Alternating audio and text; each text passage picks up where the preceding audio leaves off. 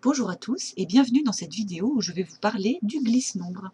Alors, un glisse-nombre, c'est un outil qu'on peut fabriquer, voilà, et moi j'en ai un dans ma classe, mais là on va faire un glisse-nombre virtuel, hein, un glisse-nombre de YouTube.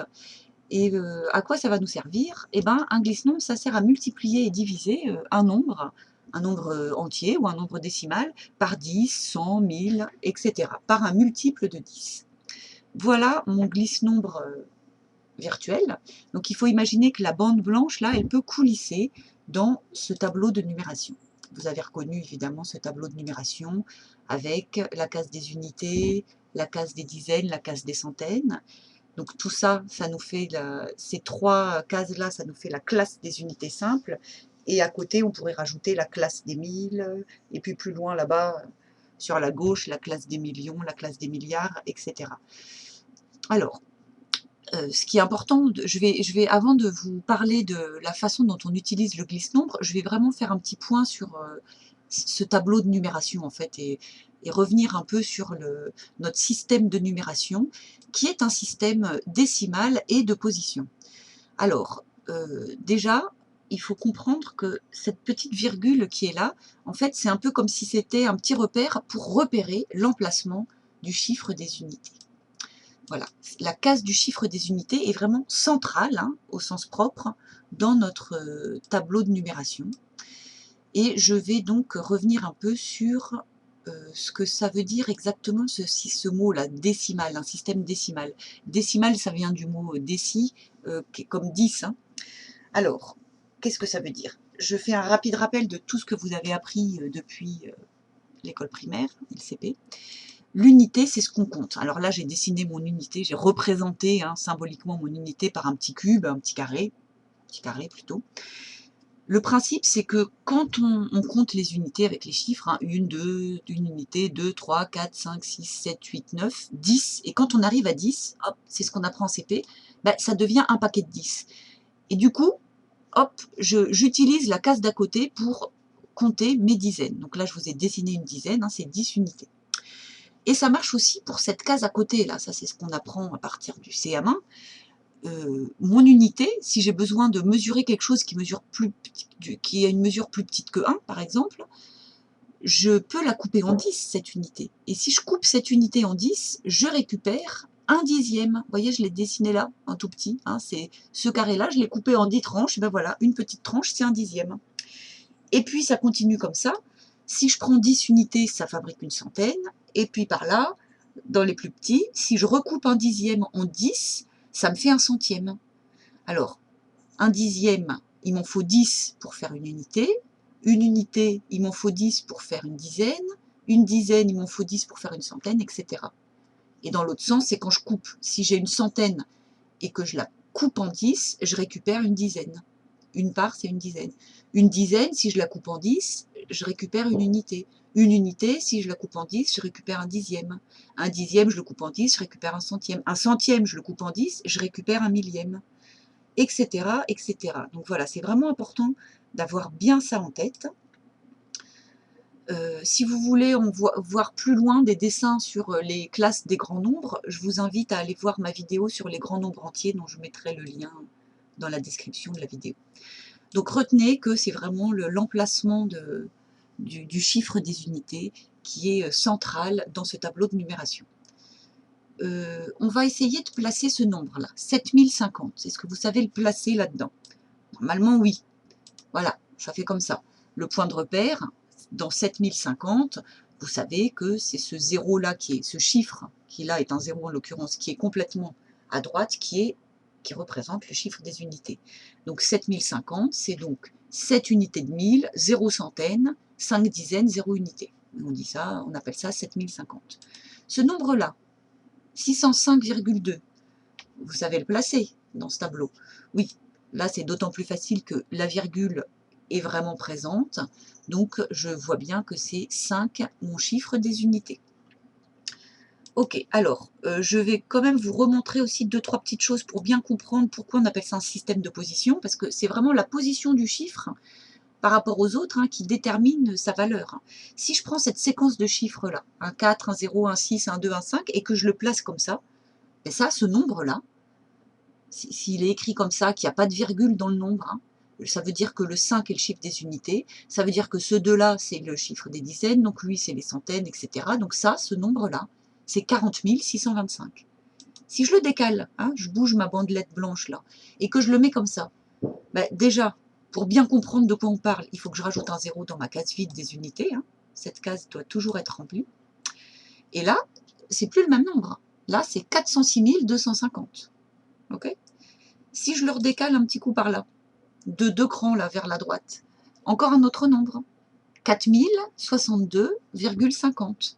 Et au passage, je me rends compte que ce 0 là qui m'indique que j'ai 4 unités de 1000, 6 dizaines, 2 unités, 5 dixièmes et 0 centième, mais je ne suis pas obligée de l'écrire. Hein. Ça ne m'apporte rien de savoir qu'il y a 0 centième.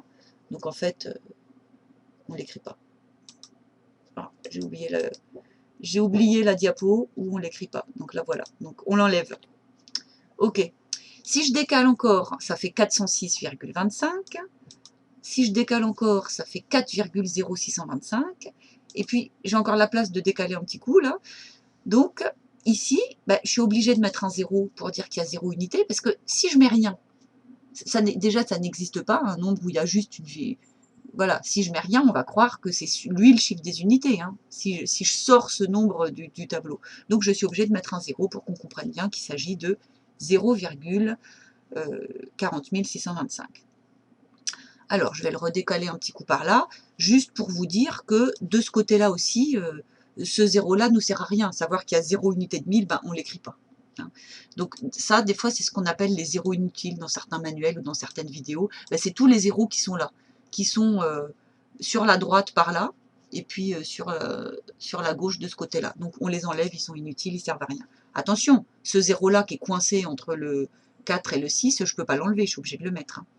Bon, alors, allons-y rentrons dans le vif du sujet et voyons voir comment ça marche ce glisse-nombre. Si je veux calculer 5 fois 10, bon, évidemment, j'ai commencé par un exemple très facile pour vous permettre de comprendre comment on utilise le glisse-nombre, hein, c'est fait exprès. Eh bien, c'est mon nombre 5 que je veux multiplier par 10. Donc, je mets mon 5 dans mon glisse-nombre. Et pour le multiplier par 10, eh bien, c'est simple. Je repars toujours de mon unité, c'est ça mon point de repère à chaque fois. Une unité qui est multipliée par 10, ça devient une dizaine. Donc là, ce que je vais faire, c'est que je vais décaler comme ça. Et voilà, hop, là j'ai multiplié par 10. Hein. J'avais 5 unités, je multiplie par 10, ben ça fait ça. Et du coup, ben ça veut dire que ça fait 50. 5 fois 10, ça fait 50. D'accord? C'est devenu, en fait, le fait de multiplier par 10, ben, ma séquence de chiffres, chaque chiffre à chaque emplacement devient 10 fois plus grand. Ok? Un autre exemple, si je veux faire 6,7 multiplié par 10, je place mon 6,7 dans mon glisse-nombre, et là, tout va devenir 10 fois plus grand. J'ai écrit ça dans mon glisse-nombre, et pour lui appliquer la multiplication par 10, donc, ce qui est dans la case des unités devient des dizaines, et ce qui est dans la case des dixièmes devient une unité. Hein. Un dixième, si je le multiplie par 10, si j'en prends 10, ça devient une unité. Donc ça fait ça. 6,7 fois 10, ça fait 67. J'en profite pour vous signaler que la règle que vous avez peut-être appris à l'école primaire qui dit que pour multiplier un nombre par 10, on rajoute un 0, ne fonctionne que pour les nombres entiers. Parce que vous voyez que mon 6,7, pour le multiplier par 10, si je rajoute un 0, ça ne marche pas. C'est pas vrai, c'est pas ça. Parce que 6,70, c'est pareil que 6,7. Hein. La bonne réponse, c'est 67. Alors, un troisième exemple, j'ai 1,03 que je veux multiplier par 100 cette fois. Donc, je place mon 1,03 dans le tableau, et puis, je pense à mon unité. Tout ça, je le multiplie par 100, ben, ce qui est dans la case des unités, multiplié par 100, vient là, dans la case des centaines. Donc, je décale comme ça. Et du coup, je trouve que 1,03 fois 100, ça fait 103. Vous pouvez vérifier à la calculatrice si vous en avez une sous la main. Ça va vous rassurer, ça va vous montrer que ça marche vraiment à tous les coups. Dernier exemple, une division cette fois. Bah, c'est pareil, mais on va décaler dans l'autre sens. Si je veux faire 4,2 divisé par 10, je mets mon 4,2 dans mon tableau.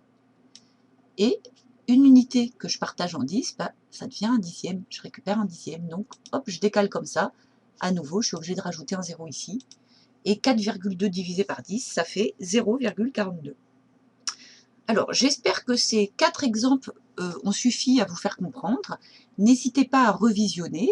Et puis, juste pour refaire le point avant de vous laisser avec un exercice, repartez toujours de l'unité. Hein. Si c'est x 10, ce qui est là, ça devient une dizaine. Si c'est x 100, ce qui est là, ça devient une centaine. Hein, pensez toujours comme si vous aviez une unité. Et si je dois diviser par 10, ce qui est dans la case des unités devient un dixième. Si je divise par 100, ce qui est dans la case des unités glisse dans la case des centièmes, pardon. Et si je divise par 1000, hein, je n'ai pas d'exemple avec ça, si dans les exercices, ce qui est dans la case des unités glisse jusqu'à la case des millièmes. Et tout glisse avec, hein, d'accord? C'est ça l'intérêt de voir l'outil, c'est qu'une fois qu'on a écrit la séquence de chiffres, plus rien elle ne peut plus être modifiée, elle ne peut que glisser, et éventuellement on rajoute des zéros, ou on enlève s'ils sont devenus inutiles. Alors, voilà quelques petits exercices. Je vous ai laissé le petit glisse-nombre là. N'hésitez pas à le redessiner quelque part, à vous en fabriquer un éventuellement, ou à dessiner un petit tableau de numération, à écrire au crayon, puis à décaler vos chiffres. Je vous laisse mettre sur pause pour faire ça, scrupuleusement, et je vous donne la correction maintenant. Donc, je ne vais pas tout relire, ça va être pénible. Je vous laisse remettre sur pause et vérifier que vous avez eu tout bon. Et c'est fini pour cette vidéo. Je vous remercie de votre attention et je vous dis à bientôt.